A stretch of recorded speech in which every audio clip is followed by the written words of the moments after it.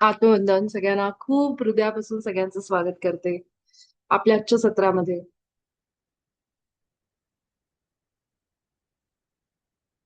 महावतार बाबाजी, पितामहा पत्रीजी, आपल्या सगळ्यांची उच्च स्व ह्या सगळ्यांना प्रणाम करून त्यांच्या चेतनेला आवाहन करून आपण आजचं सत्र सुरुवात करू.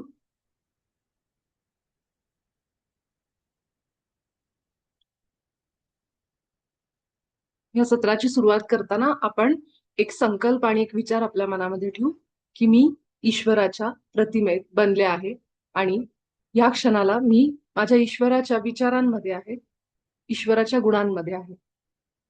थोडं एक क्षणभर आपण सगळेजण आठवू की ईश्वराचे कुठले गुण आत्ता आपल्याला आठवत आहेत. मला कुठले माझ्या ईश्वरामध्ये गुण दिसत आहेत. त्या गुणांमध्ये स्वतःला बघा. ते सगळे गुण जे मला वाटतात की माझ्या ईश्वरामध्ये आहेत ते स्वतःला द्या. की माझा ईश्वर आनंद आहे, उत्साह आहे, समाधान आहे. माझा ईश्वर करुणा आहे. आणि आपल्या हृदयामध्ये थोडस एक एखादा मिनिट थोडस आतमध्ये जाऊन स्थिर होऊन एक मोठा श्वास घेत हे जे वाक्य आहे ते आपण फील करू. डोळे मिटू आणि आपल्या छातीच्या मध्यभागी आपले दोन्ही हात ठेवायचे आपल्या छातीवर. आपल्या श्वासांची हालचाल फील करा.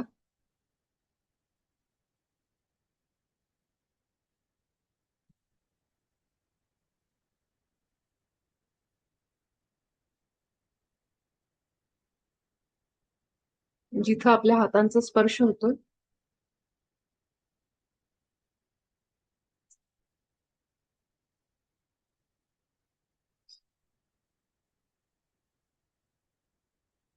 हृदयाची धडधड जाणवतीये का बघा.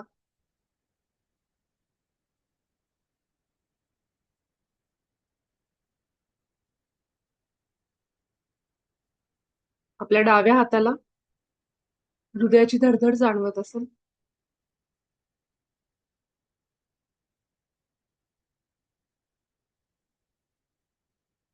उजव्या हाताचा स्पर्श पण फील करा.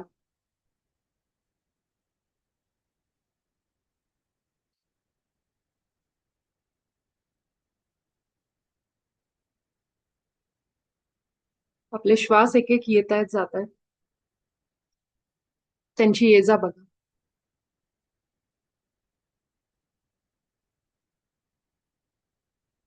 आपल्या श्वासांकडे बघणारा एक तिसरा व्यक्ती आपल्या आत आहे. एक जण श्वास घेतोय, एक विचार निर्माण करतोय आणि तिसरी व्यक्ती म्हणजे आपली चेतना या दोन्हींचा अनुभव घेतो.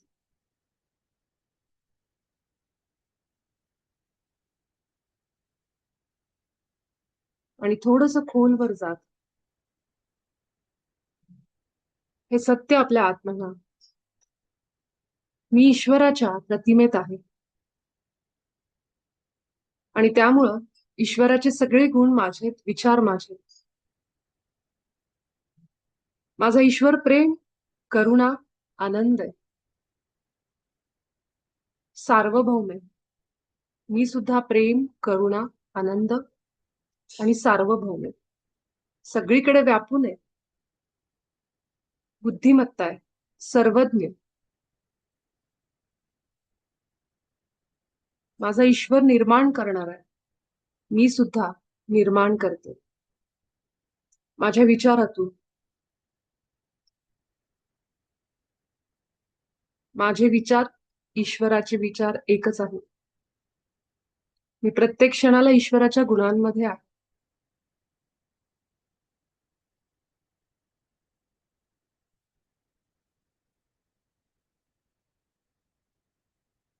आपली आभा स्वच्छ आणि लॉक करू. आपले हात खाली घेतले तरी चालेल.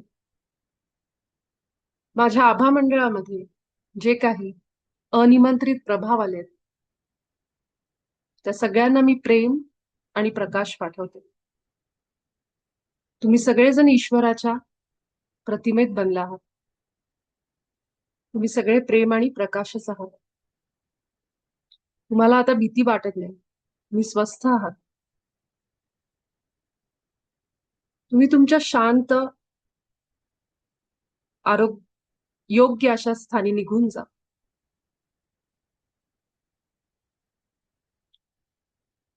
तुमच्याकडे जाण्यासाठी एक योग्य स्थान आहे. त्या स्थानी तुम्ही निघून जा. माझ्या उच्च स्वला मी आग्रह करते की या सगळ्या अनिमंत्रित प्रभावांना त्यांच्या आदर्श स्थानी घेऊन जा.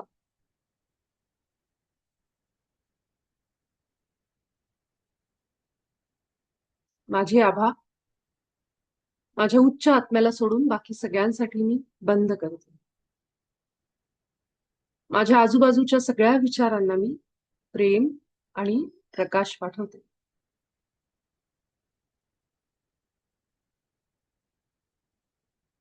या सृष्टीतल्या प्रत्येक रचनेला मी प्रेम पाठवते.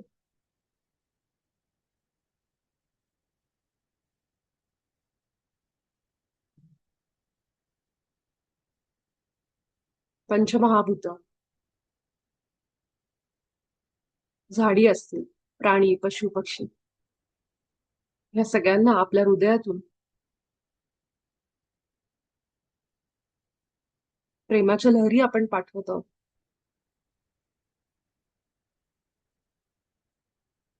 असा एक संकल्प घेऊन तिची जाणीव होतीये का बघा.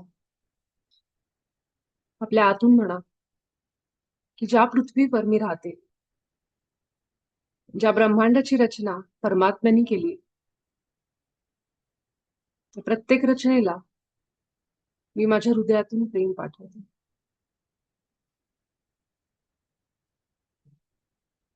मी स्वतःला प्रेम पाठवते. माझ्या अस्तित्वाला, माझ्या उच्च आत्म्याला मी प्रेम पाठवते. खूप आभार मानते. महावतार बाबाजींना आपल्या डोळ्यापुढे आणा.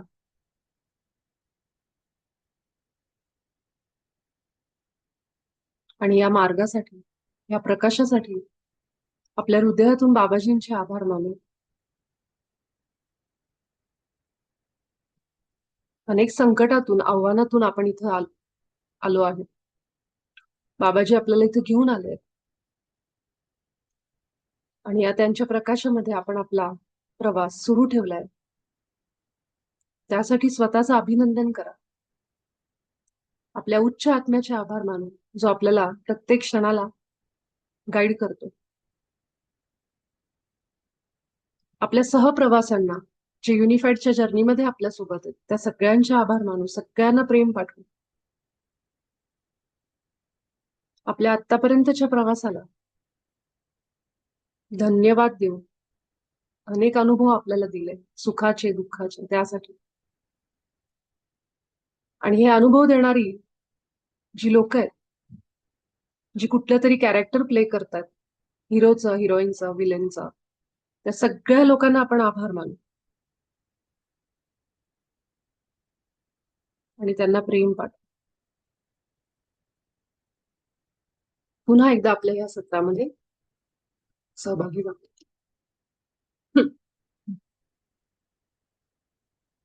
स्क्रीन शेअर करते. काल आपण जिथं थांबलोय तिथून सुरुवात करू. हे करताना आज आपल्या ग्रुपमधले एक मास्टर आहेत, वैशाली ताई. त्यांचा अनुभव मला सांगायचा आहे, पण एक मिनिट.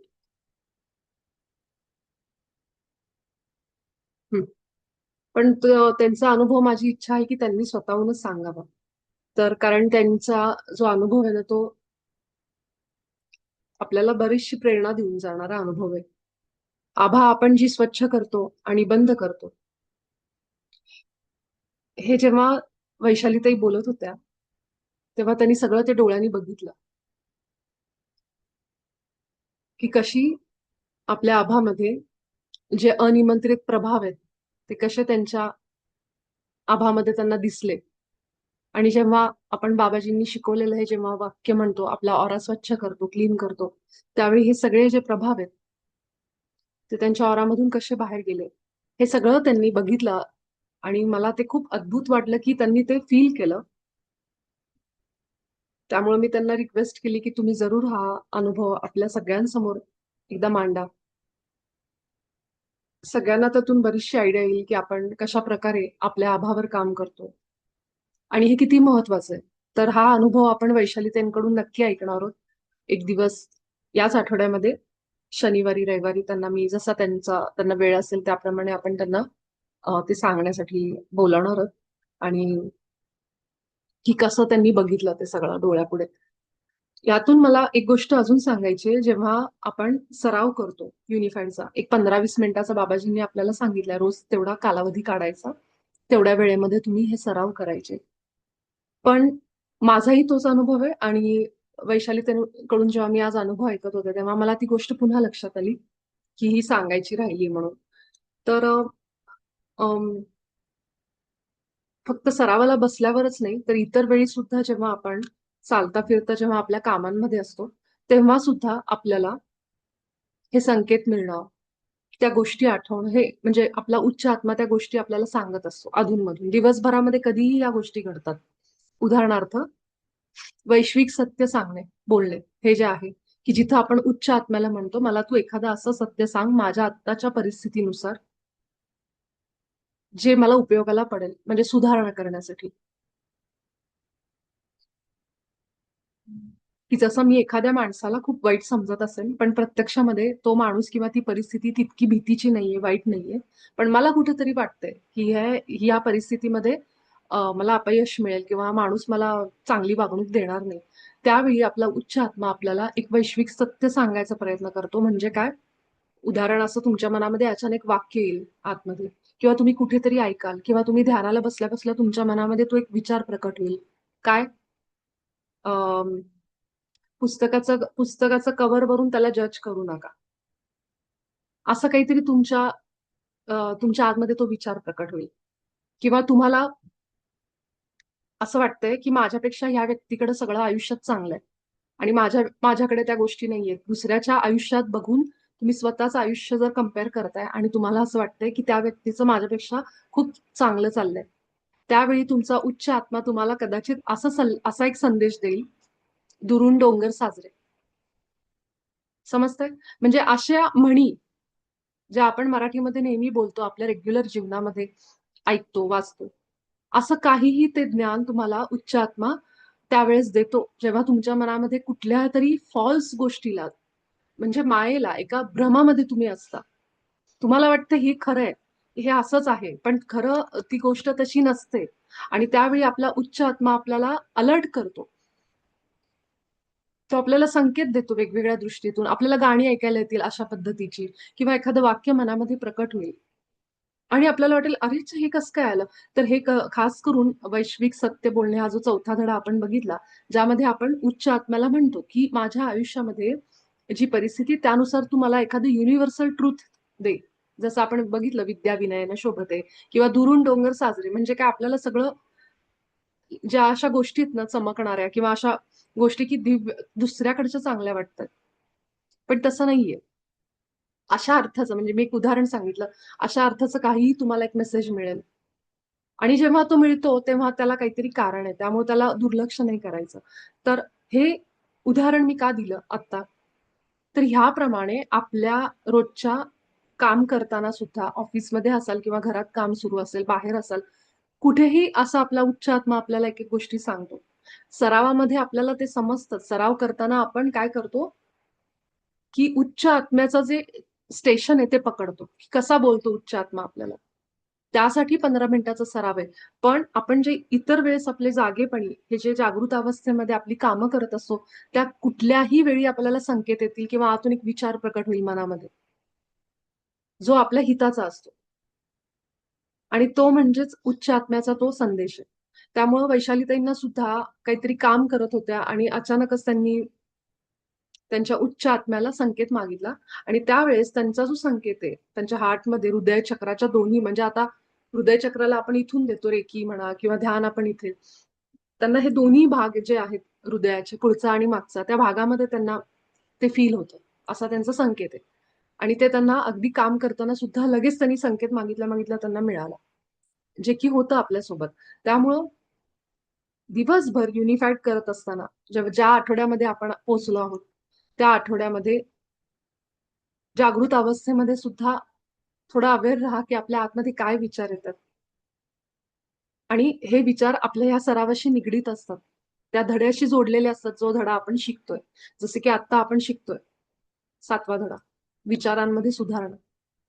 त्यावेळी आपण हा सराव आता सुरू करू उद्यापासून, की जिथं आपण बसून आपल्या उच्च आत्म्याला म्हणणार, की "तू मला तो विचार सांग, जो माझा चुकतोय. जो मला वाटतोय बरोबर, पण तो खरं खरं तर एक भ्रम आहे." आणि तो विचार आपल्या मनात आपल्याला येईल. आपला उच्च आत्मा आपल्याला देईल.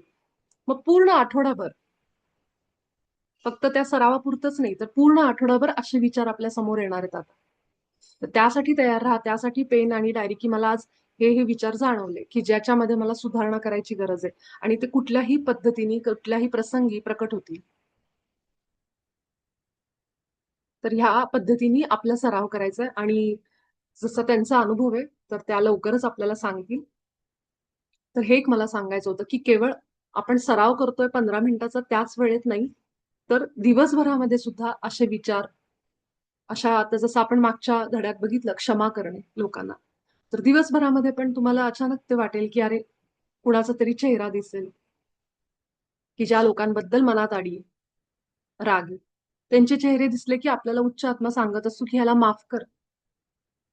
त्याच्यामध्ये तेवढी शक्ती नाहीये, की तो तुला नुकसान करेल. तुझं नुकसान तुला पोहोचवेल. तर हे सत्य म्हणून जे आपण प्रॅक्टिस केलीये त्या पद्धतीने माफ कर. हे आपल्याला तो सांगत असतो. आणि आता जरी आपण 7व्या आठवड्यात आलोय तरी सुद्धा अशी माणसं ज्यांना आपण क्षमा करायची गरज आहे, ते पुन्हा तुम्हाला येईल डोळ्यापुढे. म्हणून मी हे सांगतेय, की असं नाही की आपण ह्या आठवड्यात आलोय तर मागचं आता येणार नाही. ते पुन्हा आपल्या डोळ्यापुढे येऊ शकतं. आणि मग त्यावेळी आपण विचार करायचा, की ह्या माणसाचा चेहरा मला का दिसतो? का ह्याचं मला आठवण झाली? कारण आपला उच्च आत्मा त्यावेळी सांगत असतो, की तू कुठेतरी ह्याच्याबद्दल मनामध्ये राग धरून बसलीये, ज्याच्यानी तुलाच त्रास होतोय. तर ह्याला माफ कर, क्षमा कर. म्हणून ते संकेत येतात, हे संदेश आतून येतात. हं. काल आपण बघितलं, की आपण जी निर्मिती करतोय आपल्या विचारांनी, त्या निर्मितीमध्ये आपण जेव्हा ईश्वराच्या गुणांबरोबर एक असतो, तेव्हा आपण जी रचना आपल्याकडनं घडली, ती रचना सुद्धा तशीच असते, त्याचा रिझल्ट. हे सगळं आपण कालच्या 2 दिवसाच्या ह्या सगळ्या आपल्या धड्यामध्ये ऐकलं. आता आपण इथं आलो होतो,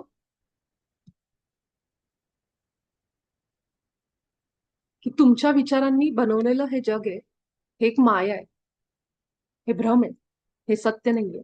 कारण सत्य हे शाश्वत आहे, पर्मनंट आहे, ते बदलत नाही.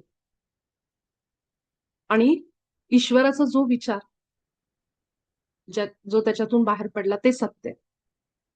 म्हणून आपण काल एक उदाहरण पाहिलं होतं, की आपण म्हणतो हे घर माझं आहे आणि ते घर एका भूकंपामध्ये खाली पडतं. आणि काल जे आपण ज्याला सत्य म्हणून बसलो होतो, त्या सत्याचं पूर्ण संपलेलं असतं सगळं. म्हणजे ते सत्य शाश्वत नाहीये. ते घर कायम कधीच तसं राहणार नाहीये. हे कुटुंब माझे, हे माझी लोकं आहेत, हे माझं आहे. म्हणून आपण त्याला सत्य मानून त्याच्यावरून अनेक गोष्टी करतो. त्याच्यावर अनेक दुःख, सुख हे सगळं आपण अनुभव करतो. पण ती लोकं शेवटपर्यंत आपल्यासोबत नसतात. प्रत्येकाला हे जग सोडून जायचंय. त्यामुळं इथं असं म्हटलं गेलं, की सगळं काही नष्ट होतं. सगळं काही माया आहे, भ्रम आहे.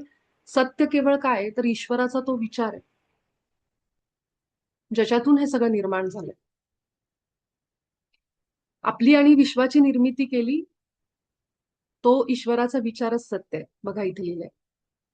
तो विचार, आता जो विचार सत्य आहे, तो विचार सुख देतो. कधीच दुःख देत नाही. तो आपल्याला आनंद देतो, करुणेबद्दल बोलतो, कधीही निराशा देत नाही. एवढं फक्त मी वाचते, मग आपण कुणीतरी ज्यांना इच्छा आहे ते वाचू शकतं. तो विचार आपल्याला बुद्धिमत्ता देतो. चुकांबद्दल सांगत नाही. तो विचार समृद्धी प्रकट करतो, गरिबी नाही.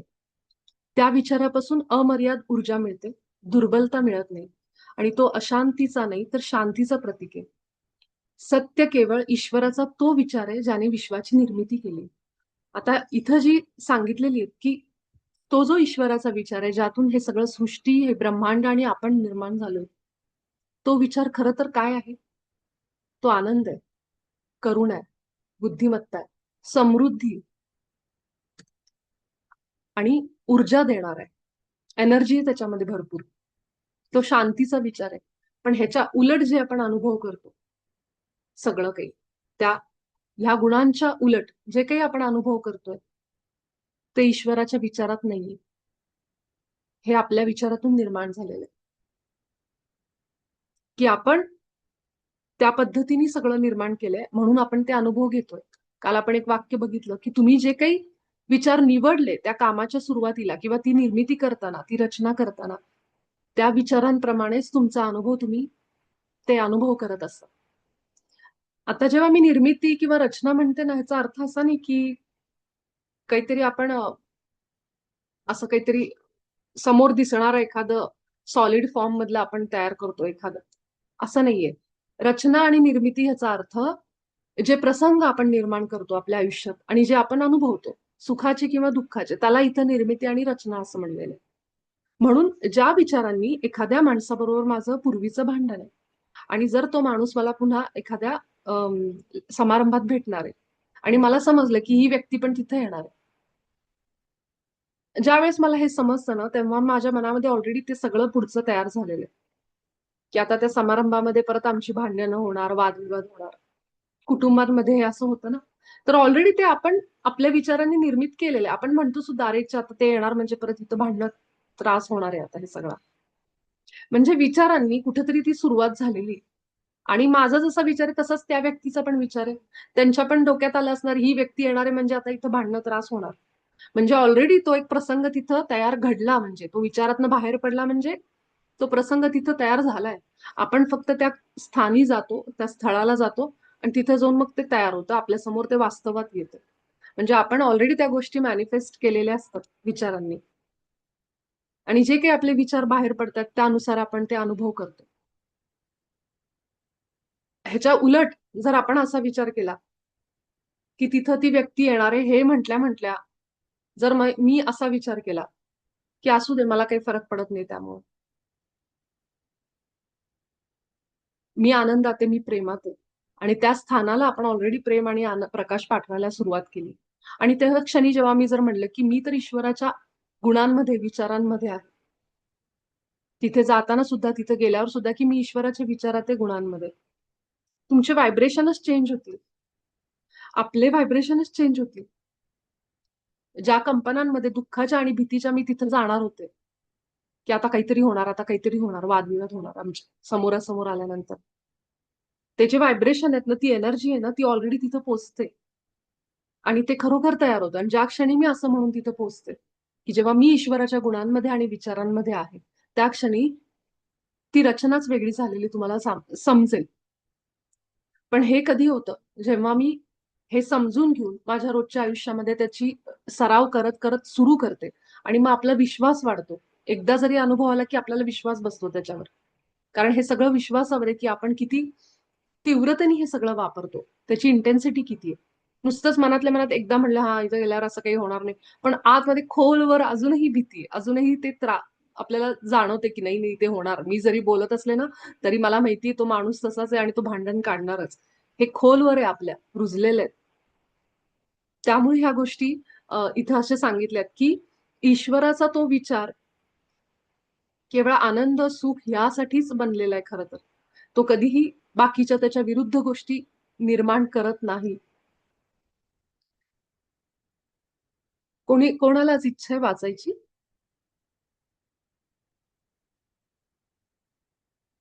मी काल तुम्ही वाचलं होतं, परत वाचू का काय? हा हा नको, हा, मी ठीक आहे. येस येस, तुम्हीच वाचा. हा, तुम्ही वाचलं होतं ना. काल वाचलं होतं मी. करेक्ट हा, करेक्ट. आता या इथे नाही एवढाच आहे शब्द. त्या नाही विचारापासून अमर्याद इथपासून नाही, निवड तुमची पासून खाली. निवड तुमची आहे. ओके, निवड तुमची आहे. तुम्ही ईश्वराच्या विचारातून किंवा स्वतःच्या कोणत्या तरी विचारातून रचना तयार करू शकता. ईश्वराची हीच इच्छा होती. तुम्हाला सार्वभौम व स्वतंत्र इच्छेसह बनवले आहे. एका निर्मात्याच्या रूपात बनवले गेले आहे. जरी तुम्ही नरक निर्माण करणे निवडता, तरीही तुम्ही काहीतरी निर्माण करता, हेच सत्य तुमचे ईश्वरत्व सिद्ध करते. तुम्ही आजपासून तुमच्या रचनांचे स्वरूप बदलण्यास सुरुवात करा. तंतोतंत ईश्वराच्या विचाराप्रमाणे तुमच्या रचना बदला. तुमची निर्मिती, तुमचे जीवन, तुमचे अनुभव हे सर्व केवळ ईश्वराच्याच गुणांनी भरलेले पाहिजे. हम्म. आणि मग तुमच्या रचना पाहून तुमचे विचार काय आहेत याचा तुम्ही अचूक अंदाज लावू शकता. असं असेल, लावू म्हणजे शकता. हा, करेक्ट आहे. तर इथं तुम्हाला सांगितलं की निवड आता तुम्हाला करायची. आपल्याला आता हे समजलं की ईश्वराच्या विचारातून आपण सगळे निर्माण झालोय आणि त्यामुळं ईश्वराच्या प्रतिमेत बनल्यामुळं ईश्वराने सगळ्या फाईल आपल्याला देऊन टाकलेल्या आहेत. सगळे गुण, सगळे त्याचे विचार आपल्याला 100% दिलेले. आता हे सत्य समजल्यानंतर कोण त्याचा कसा उपयोग करतं हे ज्याच्या त्याच्या निवडीवर आहे. काहींना असं वाटत असेल की हे शक्य नाहीये, हे असं होणं शक्य नाहीये, तर ते कदाचित तो मार्ग निवडणार नाही. त्यामुळे आता निवड आपली का कशासाठी? कारण आपल्याला फ्री विल दिलेली, स्वतंत्र इच्छाशक्ती. प्रत्येकाची फ्री विल आहे. मी एखाद्या गोष्टीवर विश्वास ठेवायचा का नाही हा सगळा माझा निर्णय आहे ना. मी जर विश्वास ठेवला की बाबाजींनी जे ह्या पुस्तकात, ह्या धड्यामध्ये सांगितलेलं आहे ते माझ्यासाठी आता सत्य, इथून पुढे मी याच मार्गावर चालणार, मी त्याला पकडलं आणि मी त्याच मार्गाने जर विश्वास ठेवून चालायला सुरुवात केली, तर माझं जे वास्तव आहे, पुढची जी रियालिटी माझी असेल ती अगदी ह्याच्याप्रमाणे असेल. आणि एखाद्याने ठरवलं की हे असं होणं शक्य नाहीये, माझा काही ह्याच्यावर विश्वास बसत नाहीये, तर ती त्याची निवड आहे. आणि जर त्यांनी त्या मार्गातून आपण ह्याच्यावर चालायचं नाही हे ठरवलं, तर त्याला तसे अनुभव पण येणार नाही. तर म्हणतो ना की जसा भाव तसा देव. अगदी त्या म्हणीप्रमाणे आपण जर हे सत्य म्हणून निवडलं आणि ह्याप्रमाणे आपली रियालिटी करायचीच, बनवायचंच हे सगळं, आपल्याला जे पाहिजे तसं आयुष्य जगायचं. कारण मी ईश्वराच्या विचारात आहे, तर मला ईश्वरी प्रतिमेत जगण्याचा पूर्ण हक्क आहे. जे काही ईश्वराचे विचार आणि गुण आहेत की जे त्याचं प्लॅनिंग होतं की सुखी, समृद्ध, एक शांतीपूर्ण, भरपूर पैसा असलेलं, का नाही? का नाही पैशाला नाही म्हणायचं आपण? पाहिजे मला पैसा चांगलं आयुष्य जगायला, राईट? त्यामुळे ह्या सगळ्या गोष्टींनी परिपूर्ण असं आयुष्य या भौतिक जगातलं आपण परिपूर्ण आहोत, पण मला त्या गुणांचा, त्या क्वालिटीजचा अनुभव घ्यायचा आहे. आणि मी म्हणून ठरवते की मी आतापासून केवळ ईश्वराच्या विचारात राहूनच कुठल्याही गोष्टीची निर्मिती करेन, रचना करेन. कुठेही जाताना, बाहेर पडताना, घराच्या बाहेर पडताना मी ईश्वरी विचारात आहे, मी आनंदातच आहे, मी प्रेमातच आहे, मी प्रेम देते. समोरून मला ते मिळतंय नाही मिळतंय ह्याच्याशी मला काही घेणं देणं नाही. जेव्हा मी ह्या विचारात बाहेर पडते तेव्हा माझे व्हायब्रेशन्स चेंज झालेले असतात आणि त्यावेळी माझ्या बरोबर येणारी लोक, मला भेटणारी लोक, हे सगळं बदलतं. त्यामुळे माझे व्हायब्रेशन्स काय आहेत, मी कुठल्या कल्पनांमध्ये, कुठल्या विचारांमध्ये आहे ते महत्वाचं आहे. म्हणून एखाद्याचा ऑरा बघतो, ज्यांना ऑराबद्दल माहितीये किंवा आभाबद्दल माहिती, किंवा ज्यांचं अंतःकरण, जे हृदयावर काम करतात, ती लोक बाहेर पडली घराच्या की कुठेही कुठलीही अडचण न येता त्यांची कामं पार पडतात. त्यांना अशीच लोक मदत करायला भेटतात, पुढे येतात. आणि जरी एखाद्या वेळेस अशी लोक नाही भेटली किंवा असं काम अडलं, काही झालं नाही, तरी सुद्धा त्यांच्या मनामध्ये हा भाव येत नाही की काहीतरी हे झालंय किंवा म्हणजे ते डळमळत नाहीत त्या ठिकाणी. त्यावेळी असा विचार करतात की हे सुद्धा मला काहीतरी शिकवतंय. हे सगळं असं आहे ना की जितकं आपण विश्वासाने जाऊ आणि जोपर्यंत तो धडा घेत नाही तोपर्यंत हा प्रसंग आपल्यासमोर येत राहणार. म्हणून इथं असं लिहिलेलं आहे की तुम्ही ईश्वराच्या विचारातून किंवा स्वतःच्या कोणत्या तरी विचारातून रचना करू शकता. म्हणजे तो प्रसंग, निर्मिती, कुठली तरी असा एक भौतिक प्रसंग तुमच्या समोर घडतोय, तुम्हाला सार्वभौम आणि स्वतंत्र इच्छेसह बनवलंय, एका निर्मात्याच्या रूपात बनवलंय. जरी तुम्ही नरक निर्माण करणे निवडता, तरी सुद्धा तुम्ही काहीतरी निर्माण करता आणि त्यामुळं आपण ईश्वरी प्रतिमेत आहोत हे पुन्हा सिद्ध होतं. आता हे वाक्य खूप महत्वाचं आहे की नरक, आपण म्हणतो स्वर्ग नरक, हे निर्माण करणं कोण निवडतं? कुणाला वाटतं माझं आयुष्य नरकासारखं असावं म्हणून? पण केवळ आपले विचार ईश्वराच्या विचारांसारखे नाहीयेत. आपल्याला आधीपासून जशी आपली जडणघडण झालीये, त्या लहानपणापासून आपल्याला अशाच गोष्टी शिकवल्या गेल्यात की तुम्ही परिपूर्ण नाही आहात, कायम तुमच्यामध्ये काहीतरी कमी आहे. तुम्हाला मार्क्स कमी आहेत, तुम्ही हुशार नाहीये, तुम्ही दिसायला छान नाहीये, तुम्ही हेच आहेत तेच आहेत. अशा अनेक गोष्टींनी एकतर लोकांनी शिकवल्यात किंवा आपण स्वतः त्या स्वतःमध्ये त्या विचारांमध्येच आपण आपलं आयुष्य निवडलंय की हे असंच आहे. मी कधीच परिपूर्ण नव्हते आणि नाहीये, आत्ता सुद्धा नाहीये. हा जो अविश्वास आहे स्वतःवरचा, त्याबद्दल इथं सांगितलं जात आहे की त्या अविश्वासातून आणि त्या चुकीच्या विचारातून आपण एक असं अस्तित्व, एक अशी रियालिटी आपल्या भोवती बनवली की जी एका नरकासमान आयुष्यामध्ये आपल्याला घेऊन गेली. पण ते करत असतानाही बाबाजी असं म्हणतात की जरी तुम्ही त्या आयुष्यामध्ये वास्तवामध्ये राहिलात तरी सुद्धा तुम्ही ते स्वतःच्या विचारांनीच निर्माण केलंय ना. म्हणजे आपल्याकडे शक्ती आहे, एक ताकद आहे की मी माझ्या विचारांनी काही सुद्धा निर्माण करू शकते. सुख सुख पण आणि दुःख पण, या दोन्ही रियालिटी निर्माण करण्याची, रचना करण्याची ताकद माझ्यात आहे. ती शक्ती आहे. ज्याला बाबाजी असं म्हणतायत की तुम्ही काहीतरी निर्माण करता, हेच सत्य तुमचे ईश्वरत्व सिद्ध करते. आता त्याचा वापर कसा करायचा, माझं आयुष्य स्वर्गासमान बनवण्यासाठी की एखाद्या नरकाप्रमाणे, हे आपण ठरवायची, ती निवड आपली. पण कुठेही आपण दुःखात आहोत, गरिबीत आहोत, दारिद्र्यात आहोत किंवा कुठल्याही अशा वास्तवात जगतोय म्हणून आपण दैवी नाही आहोत असा अर्थ त्याचा होत नाही. जरी मी माझ्या परीक्षांमध्ये नापास झाले, माझ्या बिझनेसमध्ये, नोकरीमध्ये लॉस झाला, घरामध्ये खूप संकटांमध्ये मी माझं आयुष्य जगतेय, तरी सुद्धा मी ईश्वरी प्रतिमेतच आहे हे सत्य बदलत नाही. पुन्हा पुन्हा आपल्याला ती आठवण करून दिली जाते. कारण हे जी काही परिस्थिती आहे, आता आपल्याला हे पटणार नाही, पण ही आपल्या विचारांनीच आपण निवडलेली. कुठंतरी तो विचार आपल्या आत होता ज्यामुळं ही अशी रचना झालेली. तुम्ही आजपासून तुमच्या रचनांचे स्वरूप बदलण्यास सुरुवात करा. तंतोतंत ईश्वराच्या विचाराप्रमाणे तुमच्या रचना बदला. आता आपल्याला हे सत्य समजल्यावर बाबाजी एक मार्ग देत आहेत की इथून पुढं तुम्ही तुमच्या रचना, म्हणजे तुमचं जे वास्तव आहे, जे काही तुम्ही प्रसंग भोगताय, अनुभवताय, दुःखाचे जे काही तुम्हाला वाटतात त्रास आहे, त्या सगळ्यांना तुम्ही बदलू शकता. कसं बदलायचं? ईश्वराच्या विचाराप्रमाणे स्वतःचे विचार करून.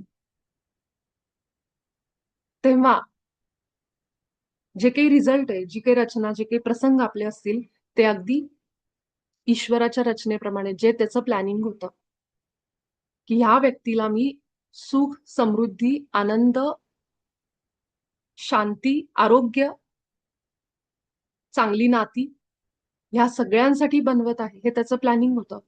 पण आपली जी विचारांची आतापर्यंतची एक प्रवास आहे, एक विचारसरणी बनली आपली, त्याच्यामुळं आपण त्या सगळ्याला नाही म्हटलं, ते बाजूला ठेवलं आणि आपलंच एक वास्तव बनवलं, जे अतिशय त्रासदायक, संघर्षपूर्ण असं आपल्याला झालं. पण आता इथं सांगण्यात येते की तुम्ही तुमच्या विचारांना ईश्वराप्रमाणे बदला आणि मग तुमची निर्मिती, जीवन आणि तुमचे अनुभव हे सगळं केवळ ईश्वराच्या गुणांनी भरलेलं पाहिजे. भरून जाईल अर्थात. की जेव्हा आपण असं करू तेव्हा आपली जी काही निर्मिती असेल, त्या निर्मितीतून आपण केवळ आनंदच घ्यायला शिकतो. आपले अनुभव केवळ आपल्याला एक आतून सुख आणि समाधान देणारे असतील. पण त्यासाठी त्या प्रसंगाची, त्या निर्मितीची जी सुरुवात आहे, जे बी आहे, विचारांचं बी, ते कसं पाहिजे? ईश्वराच्या विचारांप्रमाणेच पाहिजे. त्याच्या गुणांमध्येच पाहिजे. मग त्याचं जे झाड आहे, त्याची जी फळं येणार आहेत, ती सुद्धा तशी येतील.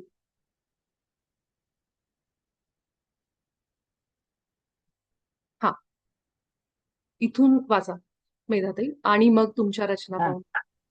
हा आणि मग तुमच्या रचना पाहून तुमचे विचार काय आहेत याचा तुम्ही अचूक अंदाज लावू शकता. तुम्ही जर कर्जबाजारी असाल आणि गरिबीला घाबरत असाल तर तुमच्या मनात टंचाईचे विचार आहेत आणि भगवंतांच्या विचारातील समृद्धी या गुणाचा अनुभव तुम्ही घेऊ शकत नाही. जर तुम्ही एकटे असाल आणि तुमच्यावर प्रेम करायला कोणी नसेल, तर तुमच्या मनात असा विचार येतो की तुम्ही प्रेमास पात्र नाही किंवा या जगात प्रेम अस्तित्वातच नाही. तुम्ही जर म्हणत असाल की हे खरे नाही, मग तुम्ही तर असे म्हणत आहात की तुम्हाला प्रेम पाहिजे आणि तुम्हाला पैसा पाहिजे. हा, एक मिनिट. नक्कीच तुम्हाला मी एवढं एक्सप्लेन हा करते. तर बघा आता, ह्याच एक एक इव्हिडन्स प्रूफ दिलंय आपल्याला बाबाजींनी याच्यामध्ये. ह्या पॅरेग्राफ मधून आपल्याला आपल्या आयुष्यामधल्या गोष्टी खूप डीप मध्ये समजतील. आपल्याला समजेल की खरंच असं आहे का. ह्याचा एक पुरावा दिलाय आपल्याला. कसं बघायचं, पुरावा काय? माझं आत्ता वास्तव कसं आहे बघायचं.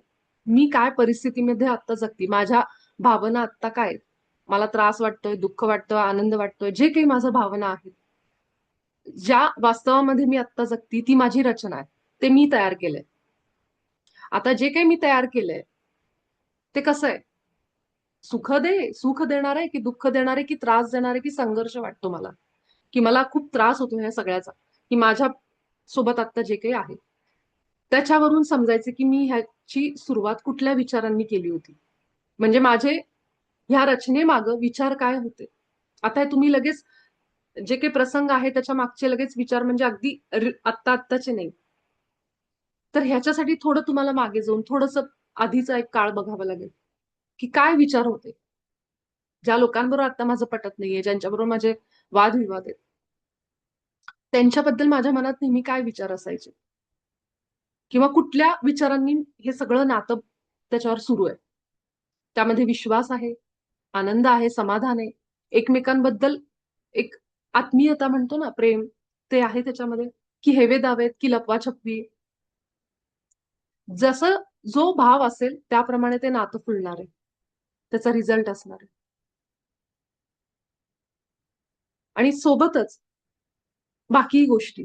आता जसं इथे एक सांगितलं की कर्जबाजारी, कर्ज असेल डोक्यावर, तर त्या वेळेमध्ये किंवा गरिबीला एक आपल्या मनामध्ये सतत, की पैसे खर्च करताना खास करून त्यावेळी आपण खूप विचार करतो प्रत्येक गोष्टीचा.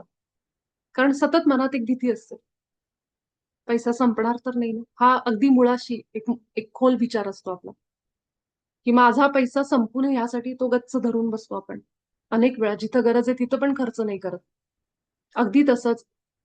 त्यामुळं आता हे असं आहे की अगदी आपल्याला मुळाशी जाऊन त्याचा एक अनालिसिस करावं लागतं, की म्हणून ज्यांच्या म्हणतो ना की कर्ज जास्त असेल, त्या त्यांच्या जीवनामध्ये कुठंतरी ते विचार जास्त आहेत, की कमी पडेल का, किंवा बिझनेस आणि त्या ह्याचा सेटअप करताना जास्त विचार तसे असतील, की बिझनेस बंद पडायला नको, कर्ज फिटायला पाहिजे, माझं गिराईक थांबलं पाहिजे, मला भरपूर बिझनेस मिळाला पाहिजे.